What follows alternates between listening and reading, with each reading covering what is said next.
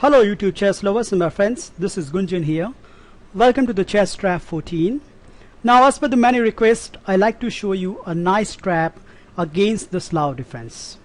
After the move d4, d5 and c4, there are two popular responses from the black perspective. One is the move e6, that is known as Queen's Gambit decline, and the second is c6, which is known as Slav defense. In recent times, Slav defense getting very popular. The simple reason is black position is very solid in the opening, and the second important point is there is hardly any trap exist for the white perspective. But we can consider this as a bonus, because when you are going to play this trap, you will find many Slav opponents off guard. Here I propose that white should continue with the move knight to f3, and if black responds with the move e6, then it goes to the another opening that is known as a semi-Slav, which we are not going to cover over here. We are only going to cover the main line of the Slav defense, which start with the move knight to f6. After the move knight to f6, I like to propose another odd looking move, that is the move e3. At first sight it looks very stupid because this limits the activity of this dark square bishop, but we'll see in a minute what is the idea behind it. So after the move e3, the proper Slav defense move is bishop to f5, and it looks very logical, because what black wants to do is now to play the move e6, then combine with the move such as knight b to d7 and bishop to e7, castle on the king side, and you can already see black will have a wonderful position. Now the important thing over here is when black played the move bishop to f5, only now white is going to capture the d4. The most usual response is c captures d5. If black capture with the piece, then later stage white can always look forward to push the e4, and that way white will gain the center and gain the initiative. So the most frequent response is c captures d5, and after this white should continue with the move knight to c3. The main line goes with the move e6. Please note that queen to b3 is not at all dangerous, because black can always respond with the move queen to b6, and although black pawn will be double on the b file, black get the open a file, and that is enough compensation. Now here the third time I'm going to propose you an odd move, that is knight to e5, and this is the starting position of our chess trap, because as per the Slav theory, many people I found that automatically play either knight to c6 or knight b to d7 or even the move a6, which is a complete blunder. The main move here I suggested is bishop to d6 or knight f to d7.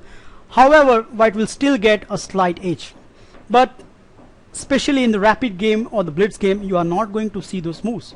You are often going to see this move, that is knight b to d7, and if your opponent plays this move, he gives you the full point. I give you a few seconds. Can you find what is wrong with this move? I hope you find this move, that is the move g4. And black is in a big danger. Let's see how. Now the first question we need to ask is, what is wrong if black capture the knight, that is knight captures e5, and after d captures e5, black take the g4 pawn. So we'll take two possibilities.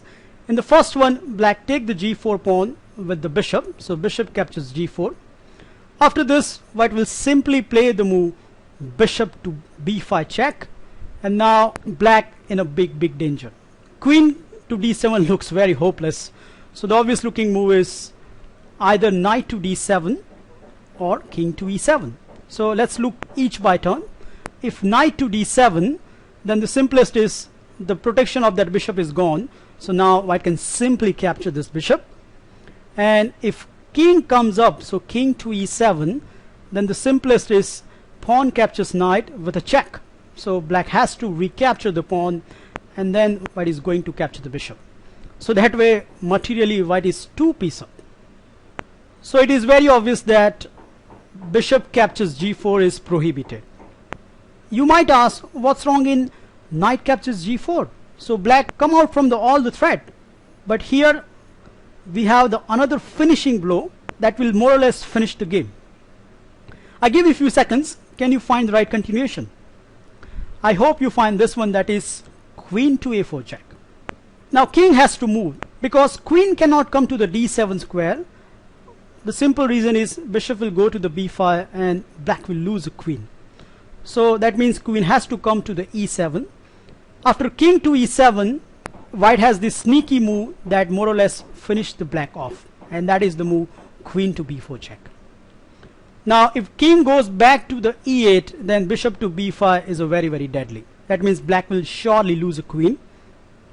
So king has to go to the d7 square.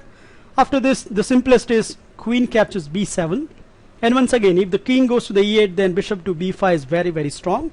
So the only move left is queen to c7. After this, white will continue with the move bishop to b5 check, and when black plays the move king to e8, white will simply capture the rook, and still there is a mating threat exists. So the only move left is queen to c8, because if your opponent plays king to e7, then queen to e8 is a checkmate. So the very obvious is queen has to come in between, and now white has a choice either to capture the queen and go into the endgame where white is a clear rook up, and if white is feeling aggressive, then white can even capture the a7 pawn and go for the attack.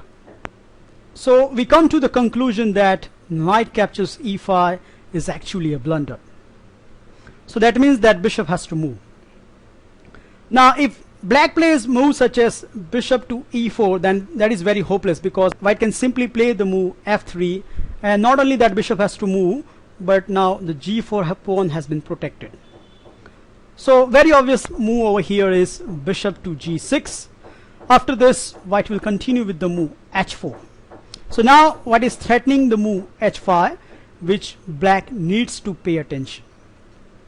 Once again at this point, knight captures e5 is not possible, because the simplest move is d captures e5, and once that knight moves, then h5 will nab the piece forever. So the most usual response from the black perspective is either the move h5 or h6, and they will lead to the same result. Now I like to show you the picture of the person who has invented this trap. His name is Bogoljubov. He played 2 World Championship match against the Alekhine, and during his time he defeated many Slav Defence players. In this game, his opponent responded with the move h6. White continued with the move knight captures g6, and after f captures g6, Bogoljubov continued with the move bishop to d3. So attacking the g6, the only response is king to f7, and now comes the whole idea, that is queen to c2. So now there is no way black can defend this pawn. So his opponent decided that he will grab the g4 pawn, and that way probably he will be materially up. White continue with the move bishop captures g6, and after king to g8, you might think, okay, black is temporarily disturbed with his king, but now comes the another dazzling move, that is knight captures d5, and black position is completely ruined. In this game, his opponent responded with capturing the piece, and white responded with the move queen to f5. Now there are 4 different threats. 3 of them are leading to the checkmate, and another one is taking back the piece. So very obvious is black need to defend the checkmate threat. So his opponent responded with the move, first of all bishop check, and after king to e2, he defended the mate with the move queen to f6. But now white get the piece back, and after the following sequence, that is, let's say knight to f8, bishop to d3, knight to e6. So idea is to play rook to f8 and creating some pressure on the f2 square, but just one move and his opponent resign, that is queen to f5. So now black is forced to exchange the queen, and after the queen trade, white has this lovely bishop pair, and not only that, white is a clear pawn up. Now I must admit that I myself is a Slav Defence player, and I fall into this trap in one of my game. So I like to show you that game as well. At this position, instead of knight to d7, I responded with the move a6, and as I have already mentioned that whether black plays nc6 or nd7 or a6, it all leads to this wonderful trap. And here my opponent responded with the move g4. So after a long thinking, I played the move bishop to g6, and he responded with the move h4. Here I was very shocked by this kingside attack, so I responded with very nature looking move h6. But now comes knight captures g6, and after f captures g6, familiar thing, bishop to d3 and king to f7.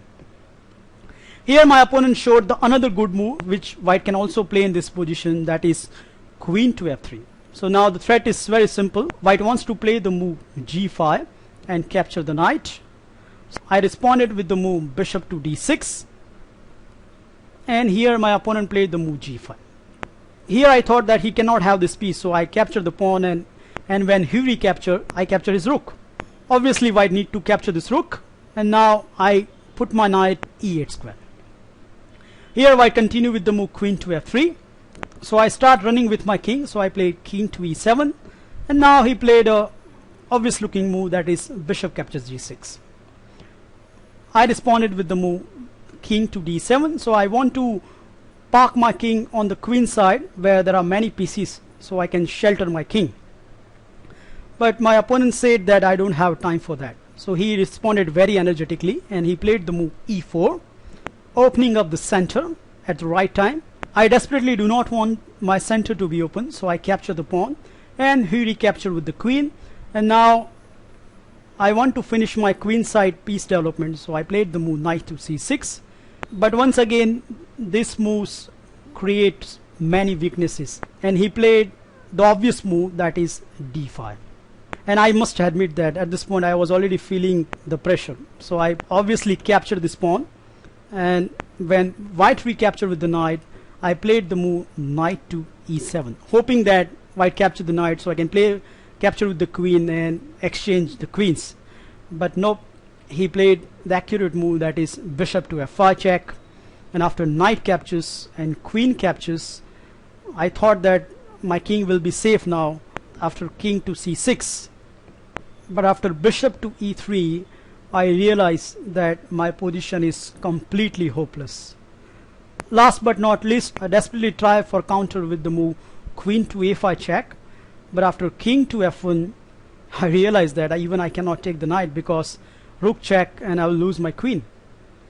In the time trouble, I finally played the move b5, but here my opponent finished me in style, so he played the move rook to c1 check, and after king to b7, he played this queen check, and there is no stopping, and in fact I lost on time at this point.